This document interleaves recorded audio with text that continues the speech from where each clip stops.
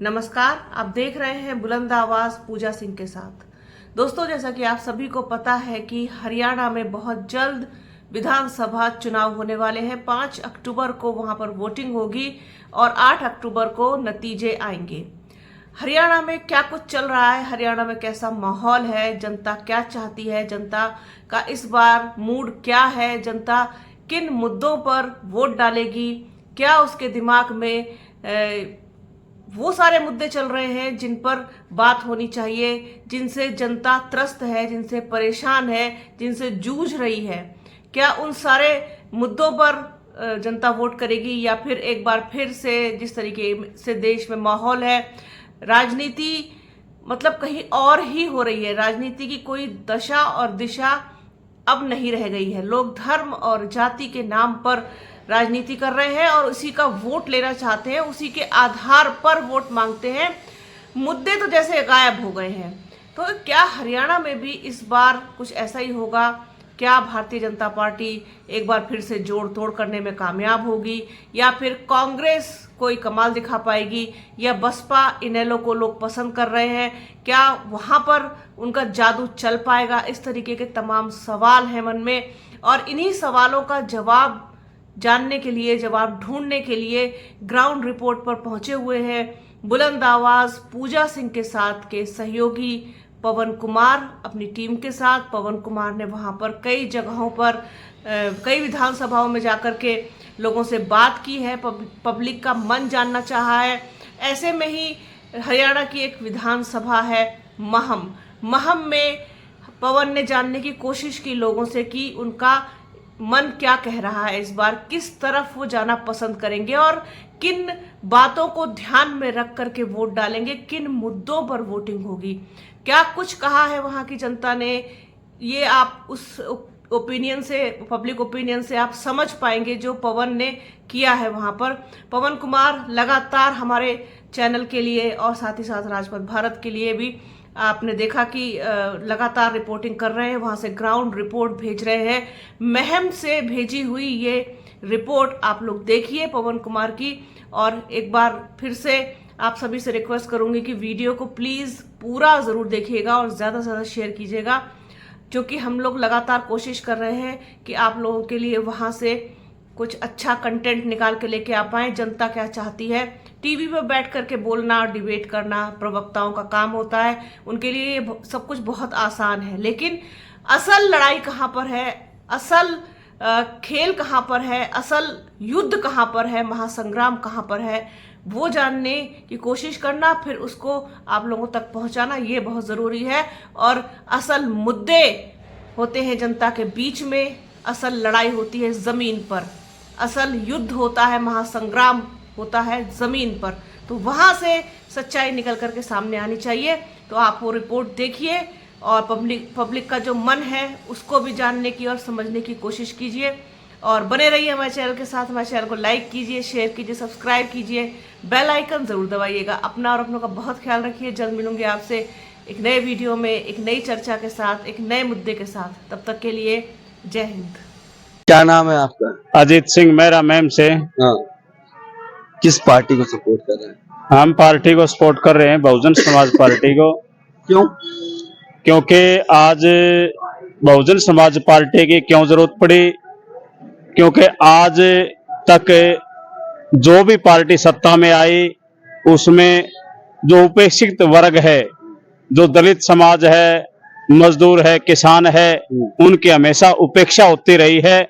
इसलिए बहुजन समाज पार्टी की जरूरत पड़ी, क्योंकि आज प्रदेश में शिक्षा का दिवाला निकल चुका है, रोजगार का दिवाला निकल चुका है और जो भी प्रदेश के अंदर शिक्षा है, स्वास्थ्य है, रोजगार है, सभी के सभी जो आने वाली जो पूर्व में जो सरकारें रही उन्होंने खत्म कर दिए हैं। इसलिए युवा दर दर भटक रहा है, बेरोजगारी के कंगार पे है। तो इसलिए बहुजन समाज पार्टी और प्रदेश के अंदर जो INLD का जो गठबंधन है, इंडियन नेशनल लोकदल का, उन्होंने प्रदेश के अंदर एक ऐसा खाका तैयार किया है। यदि प्रदेश के अंदर भविष्य में सरकार बनी गठबंधन की तो प्रत्येक घर से एक युवा को रोजगार देंगे और बिजली पानी फ्री देंगे। और यहाँ तक भी बोल दिया है कि जो बुढ़ापा पेंशन है, जो सम्मान है हमारे बुजुर्गों का, उसको 7,500 कर देंगे। और जो प्रदेश में महिलाएं आज जो सिलेंडर ठा करके भटकती फिर रही हैं, उनको घर बैठे सिलेंडर के पैसे 1100 रुपये हर महीने खाते में डाल देंगे और घर पे उनको सिलेंडर मिलेगा और बहुत सारी सुविधा लेगा। पूरा मैनिफेस्टो आप बता रहे हैं। हाँ जी, मैं इस सीट के बारे में आपसे पूछ रहा हूँ, आपको क्या लगता है सीट पे इंडिपेंडेंस विधायक रहा है? चर्चा ये है कि वो काम अच्छा किया है उसने, ये लोग ये बात कह रहे हैं फ्री बसें कर दी हैं, तो इसमें क्या दिक्कत है? एक इंडिपेंडेंस विधायक है आपका। जो वर्तमान के यहाँ के विधायक हैं वो एक झूठ का पिटारा है, अच्छा, एक ढंगोसड़ा है, उसके पास कोई भी मैनिफेस्टिंग नहीं है। मैम विधानसभा के लिए वो केवल मैम विधानसभा को लूटने के लिए आया है। एक बसों का साझा दे करके 5 साल मैम की धरती पे राज किया है। एक बसों का पहियों से अलग, यदि मैम के अंदर कोई भी उस विधायक ने कहीं तोड़ना लगवाया हो विकास कार्य का, किसी साथी को रोजगार दिलाया हो, किसी की स्वास्थ्य में शिक्षा में हेल्प करी हो, तो मैं जवाब देने के लिए तैयार हूं। और जो वर्तमान के विधायक है वो हॉट सीट पर के आकर के मेरे से बहस कर सकते हैं। उन्होंने केवल युवाओं को बेरोजगार बनाया है, नशे में धकेला है, फिर दारू बांटी जा रही है। केवल जो है बेरोजगारी युवाओं को उनकी भावनाओं के साथ खिलवाड़ कर रहा है। उसके पास मैम विधानसभा के को देने के लिए कुछ नहीं है, केवल लुटेरा आदमी है। इतने बुलंद आवाज से बोल रहे हैं भाई साहब। मैं सिर्फ एक बात आपसे कहूंगा कि ये चुनाव जो मुझे समझ में आया, इनका कहना है कि हमारा चुनाव निर्दलीय विधायक का नहीं है, ये चुनाव एक मैनिफेस्टो को है, प्रदेश के विकास की बात है। क्योंकि इस समय हरियाणा की जो हालात हैं वो बहुत ही बुरी स्थिति में है। सही कह रहा हूँ? ये मैम जो विधानसभा का चुनाव है ये युवाओं के भविष्य के लिए है, और जो आम हरियाणा आदमी का है, नहीं है, पूरा हरियाणा का भविष्य जुड़ेगा मैम से। एक बार ये ऐतिहासिक जीत 5 तारीख को लोग अपना मन से फैसला लेंगे कि महम से INLD और बसपा गठबंधन का जो हमारा साफ छवि का साथी है, वर्तमान में जिले का अध्यक्ष है, और बहन कुमारी मायावती जी और आदरणीय श्री अभय सिंह चौटाला जी ने सोशल इंजीनियरिंग के तहत एक सोच समझ के यहाँ से इसको प्रत्याशी बनाया है। नहीं प्रत्याशी तो कई साथी लाइन में थे। और जो ठीक है, हम आपकी भावनाओं को कदर करते हैं, आपकी बातों का कदर करते हैं। मसला ये है कि मुझे ये बताइए कि इस बार जो मैं बात कह रहा हूँ, आप मैनिफेस्टो से लड़ना चाह रहे हैं, पूरे हरियाणा के मुद्दे से लड़ना चाहते हैं कि अभी भी कई पार्टियों में अभी मुख्यमंत्री नहीं तय हुआ है? कम शब्दों में मैं इस प्रदेश के अंदर जो मुद्दों की लड़ाई है उससे लड़ना चाहते हैं। आज प्रदेश के अंदर शिक्षा का दिवाला निकल चुका है, हम शिक्षा को नंबर 1 पे ले जाएंगे। आज प्रदेश के अंदर स्वास्थ्य का दिवाला निकल चुका है, हम स्वास्थ्य को नंबर 1 पे ले जाएंगे। आज प्रदेश के अंदर बेरोजगारी का दिवाला निकल चुका है, हम बेरोजगारों को हम रोजगार दे करके इस प्रदेश के अंदर सामर्थ्य लोग बनाएंगे। हम बेरोजगारी को समाप्त करेंगे और प्रदेश के अंदर जो 20 साल से गुंडागर्दी का राज चल रहा है, आए दिन डकैती फिरौती मांगी जा रही है, उस पे अंकुश लगाने का काम करेंगे। या तो प्रदेश के गुंडे प्रदेश को छोड़ देंगे या फिर वो सलाखों के पीछे होंगे। ठीक है भैया, आपका परिचय क्या है? मेरा नाम रमेश है, रमेश धानक, और गांव मेरा बैसी है। क्या नाम है? रमेश धानक, बैसी से। धानक जी, धानुक धानुक है जी। SC/ST रिजर्वेशन की चिंता नहीं, कहाँ इलेक्शन में फंसे हैं? देखिए, हिंदू खतरे में है? नहीं, हिंदू खतरे में है ना, लेकिन ऐसी तो हिंदू नहीं है ना। काहे? नहीं, वो धानक है तो फिर हिंदू कहाँ है? अरे धानुक समाज और वाल्मीकि समाज लड़ रहा है, आप कहाँ खड़े हैं? पहले बताइए, समर्थन किसको कर रहे हैं? भाजपा को ना? देखिए, ऐसा है, मैं भाजपा को समर्थन कतई नहीं कर सकता। काहे नहीं कर रहे? पूरा समाज कह रहा है समर्थन कर रहा है। वो पागल है और हो सकता है अनपढ़ लोग हैं। देखिए, मैं तो टंके की चोट पे कह रहा हूँ, क्योंकि जो बाबा साहब डॉक्टर BR अम्बेडकर ने हमें राइट दी है, और बाबा साहब की उस दिए हुए आरक्षण के आधार पर हमारे अंदर फूट डालना इन पार्टियों का काम है, फूक डालने का। Divide and rule. आप वो विरोधी सत्ता में हैं कब्जे समाज के, मैं समाज का विरोधी समाज के कतई साथ नहीं धोखा कर रहे हैं आप। हूं। मैं कतई धोखा नहीं कर रहा, मैं अपने समाज के साथ हूं, अधिकारों के साथ हूं, लेकिन जहां से हमें अधिकार सही तरीके से मिल सकते हैं हम उसी के साथ हैं।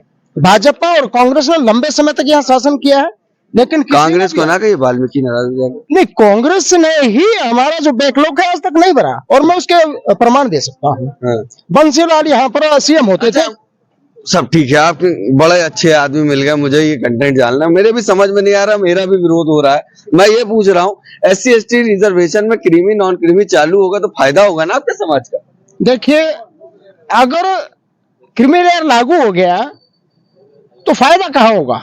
समाज तो एक कह रहे हैं, लोग नहीं, तो- समाज एक है, वर्गीकरण की बात को लेकर के समाज में डिस्प्यूट है, हाँ। लेकिन क्रीमी लेयर को लेकर के तो फिर कर्मचारियों में हो सकता है, आम आदमी में क्या? फिर अगर कोई कर रहा है जिसके पास रोजगार ही नहीं है और उसका विरोध कर रहा है तो पागल है।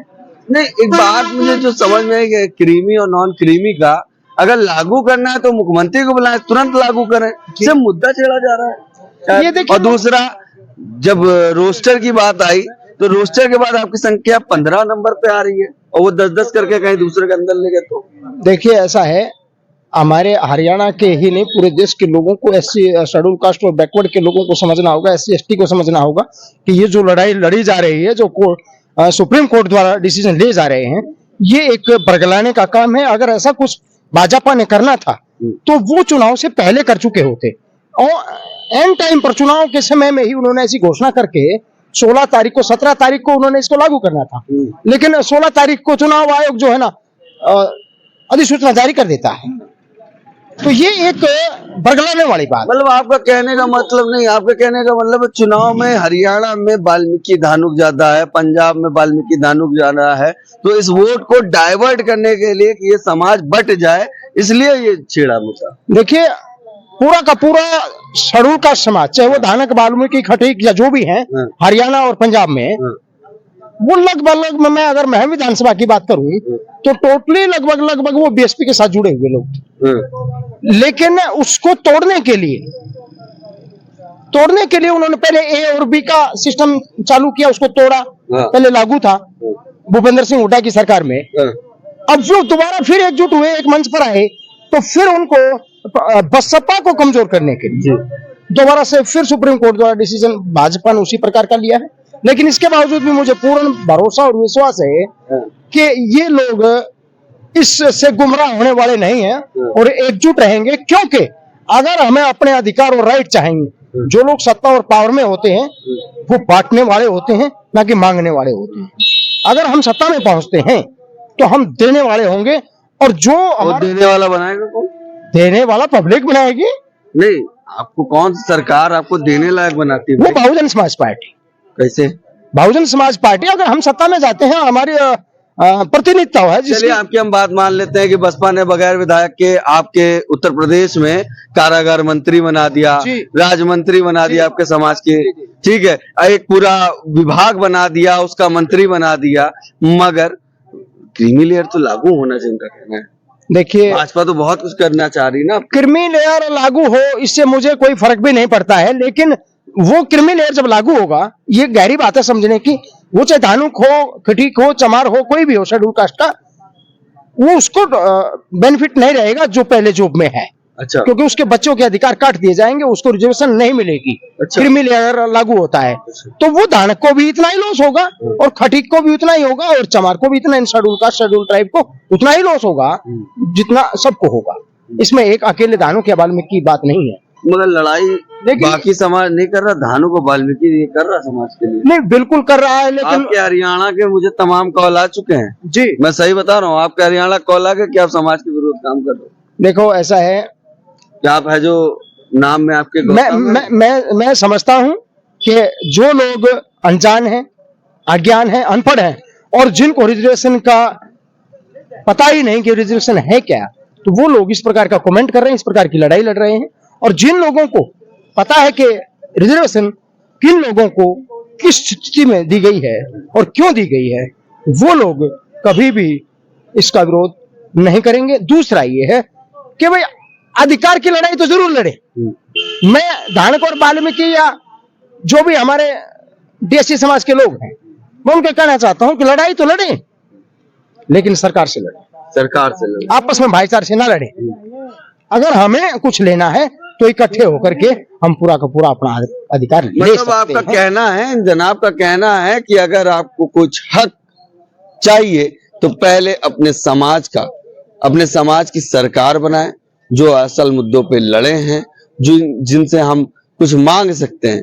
विरोधी हमेशा बस विरोधाभास कराते हैं, ये बात इनका कहना है। इस बार पहली मुलाकात है ना? बिल्कुल मेरी पहली मुलाकात। हाँ, तो इनसे मैंने जानने की कोशिश की कि एसएसटी क्रीमी लेयर और नॉन क्रीमी लेयर का फर्क क्या है। इन्होंने बताया कि विरोध में है और गठबंधन ने शायद 2 वाल्मीकियों को भी टिकट दिया है। बिल्कुल दिया है, हाँ। 2 वाल्मीकियों को टिकट मिला है और हम भी कोशिश में थे यहाँ पे किसी धानक को टिकट दें, लेकिन हमारे पास धानक कैंडिडेट नहीं था और वो भी सुप्रीम कोर्ट के डिसीजन के ही बाद में विमुख हुए हमारे कुछ साथी।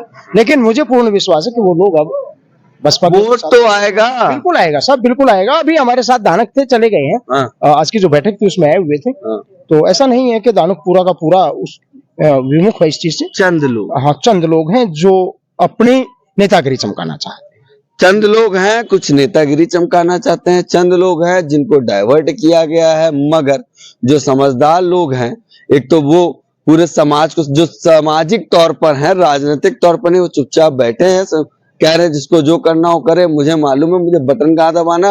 और जो राजनीतिक है वो इस मुद्दे को बेहतर समझ रहे जैसे शख्स बता रहे थे। और इनका मानना है कि बसपा सुप्रीमो का ये निर्णय बड़ा सही डिसीजन है कि समाज को बांटने में मिलता है, बंटने में नहीं। कैसा लगा हमारा वीडियो कमेंट करके जरूर बताइएगा। बाकी बने रहे हमारे चैनल के साथ।